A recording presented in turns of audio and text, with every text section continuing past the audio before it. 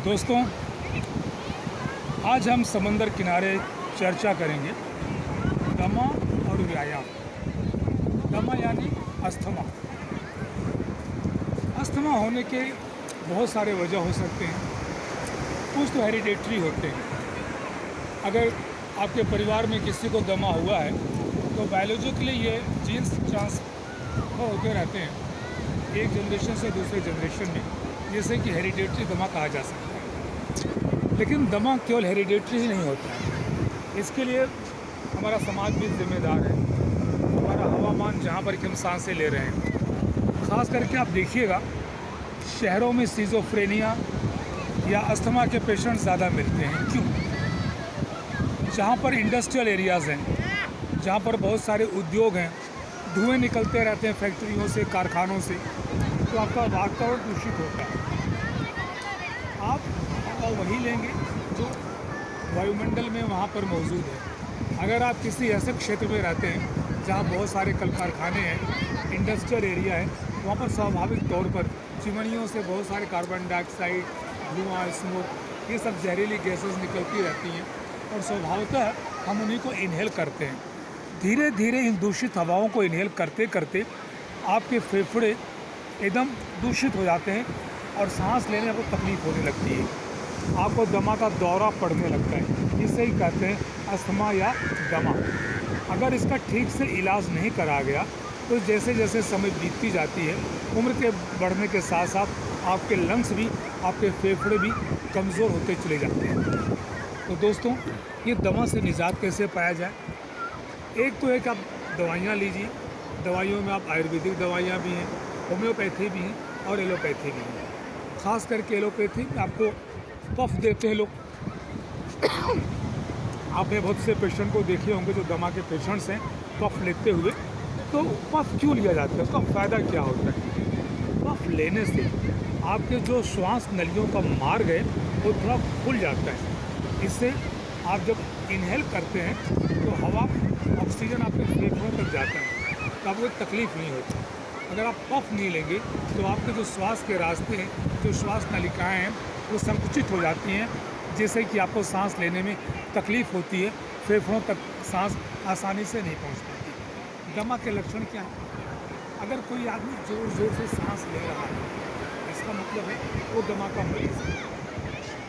सांस लेते समय आपको खांसी आ जाए, अचानक एक आध बार ऐसे हो कि आपका सांस रुकने की नौबत आ जाए, ये सब दमा के लक्षण होते हैं। कभी कभी आप देखिए खांसते समय अचानक आपके ऐसा लगता है कि मैं सांस नहीं ले पाऊँगा, बहुत सफोकेशन सा महसूस होने लगता है कि सांस अब रुकी तब रुकी। ये और कुछ नहीं, दमा का ये निशानी है। तो दोस्तों, दमा तो आप दवाई लेकर के इसे कंट्रोल में किया जा सकता है, लेकिन आप इसे अपने दैनिक दिनचर्या में भी थोड़ा सा परिवर्तन ला करके इसकी उपलब्धि प्राप्त कर सकते हैं। एक आम आदमी की तरह दमा का मरीज़ भी अपने जीवन को व्यतीत कर सकता है। वो क्या है? नियमित ढंग से व्यायाम। दमा के लिए कुछ व्यायाम ऐसे हैं जो कि बहुत ज़रूरी है। शारीरिक व्यायाम, डंबल्स वम्बल्स, वो सब तो आपके शरीर के मसल्स को मजबूत बनाएंगे, लेकिन दमा के मरीज़ को मजबूत बनाना है उसे अपना फेफड़े। तो फेफड़े के लिए आपको जो कार्डियोवैस्कुलर व्यायाम होते हैं वो आपको बहुत ज़रूरी है। आपको जिम में जाने की आवश्यकता भी नहीं। आप योगा के ज़रिए आप आराम से बैठ करके एक सहज अवस्था में सहज आसन में बैठ जाइए।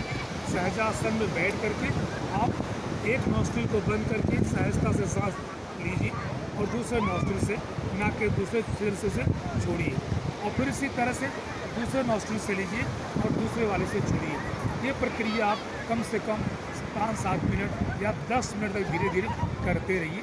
इससे क्या होगा कि आपकी जो श्वास की नलिकाएँ हैं थोड़ी सी बढ़ेंगी, उनका जो सकरा हुआ रास्ता है वो खुलेगा और सांस आपके फेफड़े तक अच्छी तरह से जाएगा।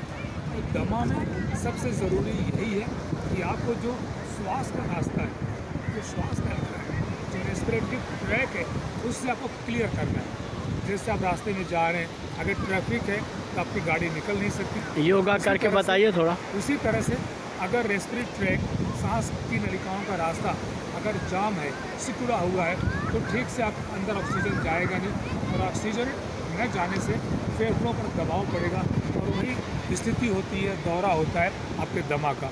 अब देखिए, योगा आप कीजिए, कड़े डंबल संबल से सब करने की ज़रूरत नहीं है आपको। अब योगा के बड़े सहज आसन मैंने आपको बताए, जैसे आप ये आप बाएं छिद्र से बाएं नोस्ट्रिल से आप सांस लीजिए,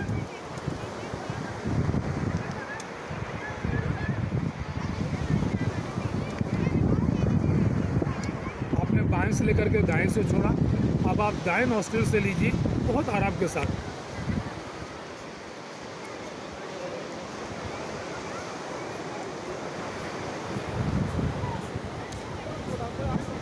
इस प्रक्रिया को आप दोहराते रहिए।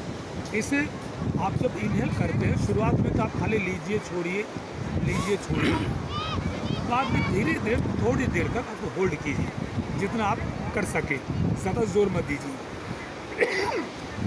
तो इससे आप देखेंगे बहुत हद तक आपकी जो श्वास नलिकाएँ हैं वो खुलेंगी, आपको सांस ठीक तरह से आप ले पाएंगे। दमा क्या है? सांस अगर आप ठीक से प्रवाहित नहीं हो रहा है आपके श्वास नलिकाओं में, हवा बिना अवरुद्ध के नहीं आ जा पा रही है, वही दमा का कारण है। और दमा देखिए, आप देखेंगे ये धुएं से, पोल्यूशन से, पराग, अगर कोई देखिए परफ्यूम आकर के बंदा आपके पास से गुजर रहा है तो भी आपको तकलीफ देगा। तो इससे निजात पाने के लिए आप नियमित ढंग से वो योगा कीजिए जिससे आपके फेफड़े मजबूत हों। और दूसरी चीज़, आपको अपने खान पीन पर भी ध्यान देना पड़ेगा। ज़्यादा तलीय पदार्थ मत खाइए, जो डीप फ्राई सब्जियाँ खाइए, ड्राई फ्रूट्स खाइए, और खास करके जो सड़क की जो चीज़ें होती हैं उनको आप परहेज़ कीजिए, उनसे दूर रहिए। और दमा से निजात पाने के लिए आपको अपने जीवन में आप फ्रेश एयर में जाइए। और जैसा मैंने आपसे कहा कि आप गहरी सांस लीजिए और उसे छोड़िए, दूसरी जगह पे नहीं। ये समंदर किनारे, अब देखिए मैं यहाँ पर खड़ा हुआ, यहाँ दूर दूर तक कोई प्रदूषण नहीं, कोई स्मोक नहीं, कोई धुआं नहीं, चारों तरफ कोई तनाव नहीं, एकदम तनाव मुक्त है आप, कोई टेंशन नहीं। अब आप यहाँ खड़े होकर के आप दोनों नोस्ट्रिल से भी सांस लीजिए, थोड़ा सा होल्ड कीजिए, फिर धीरे धीरे उसे एक्सेल कीजिए, फिर लीजिए, होल्ड कीजिए, धीरे कीजिए। इस तरह से भी आप कर सकते हैं। और शुरुआत में जैसा आप कपालभाति आप ज़्यादा देखते होंगे चैनल वगैरह पर, या अलग अलग लोग दिखाते हैं यूट्यूब के माध्यम से, ये देखिए आपकी स्क्रीन पर तो आपका हिलेगा ही, लेकिन आप एक्सरसाइज किसका करें? लंग्स का, फेफड़े का। तो दमा से निजात पाने के लिए, दमा के लिए आप जो योगा करते हैं वो फेफड़े से होना चाहिए। फेफड़ा ही, लंग्स ही मेन चीज़ है जो कि आपको सांस लेना पड़ता है और सांस छोड़ना पड़ता है। करके बताइए। ये देखिए,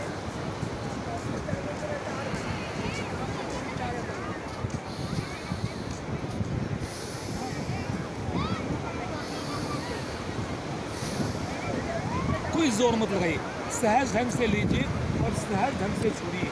अगर आप 15 मिनट से लेकर के आधे घंटे तक आप नियमित रूप से करते हैं तो मित्रों, आपको कोई दमा के डॉक्टर के पास जाने की आवश्यकता भी नहीं पड़ेगी। जब बहुत ज़्यादा क्रॉनिक डिजीज़ होती है, अगर आपने उसको बढ़ने दिया, आपने कुछ परहेज़ नहीं किया, ठंडी चीज़ें खाते रहे, तली चीज़ें खाते रहे, व्यायाम आपने नहीं किया, एक समय ऐसा आता है कि ये दमा दम लेकर ही मारेगा। बोलते हैं ना कि दमा जो है दम के साथ ही जाता है। वो उन लोगों के लिए है जो कि परहेज़ नहीं करते और नियमित ढंग से फेफड़े का व्यायाम नहीं करते। तो फेफड़े के व्यायाम के लिए जैसे मैंने बताया आपको कि आप कार्डियो एक्सरसाइज कीजिए। कार्डियोवास्कुलर एक्सरसाइजेस जिम में भी होते हैं। अगर आप वहाँ तक नहीं जा सकते, आप घर में बैठ करके खुली हवा में आप फेफड़े का व्यायाम कीजिए, जो कि योगा के बहुत ही सहज आसन है, उसे आसानी से किया जा सकता है। लेकिन आप ऐसी जगहों पर मत जाइए जहाँ पर कि प्रदूषण हो, जहाँ पर कि धूल हो, डस्ट हो, इन चीज़ों से आप बचिए। खुली हवा में जाइए, ताज़ी हवा आप सुबह का लेना बहुत आपके लिए फ़ायदेमंद रहेगा। और याद रखिएगा, दमा और व्यायाम इन दोनों में चोली दामन का साथ है। अगर आप नियमित ढंग से व्यायाम करते रहेंगे तो दमा आपका दम नहीं ले पाएगा, कुछ भी नहीं कर पाएगा आपको। आप इस तरह से नॉर्मली बिहेव करेंगे जैसे कोई दूसरा बिना दमा वाला व्यक्ति करता है। तो बिल्कुल आपको चिंता ग्रसित नहीं होना है, चिंता मुक्त होना है। आप दिमाग से निकाल दीजिए कि आप दमा के पेशेंट हैं। बिल्कुल तनाव मत लीजिए, लेकिन खान पान से लेकर के नियमित व्यायाम तक आप ध्यान दीजिए, दमा से बिल्कुल आपको मुक्ति मिलेगी। तो मित्रों, दमा और व्यायाम आज मैं ये चर्चा आपके सामने मैंने की। धन्यवाद। नमस्कार।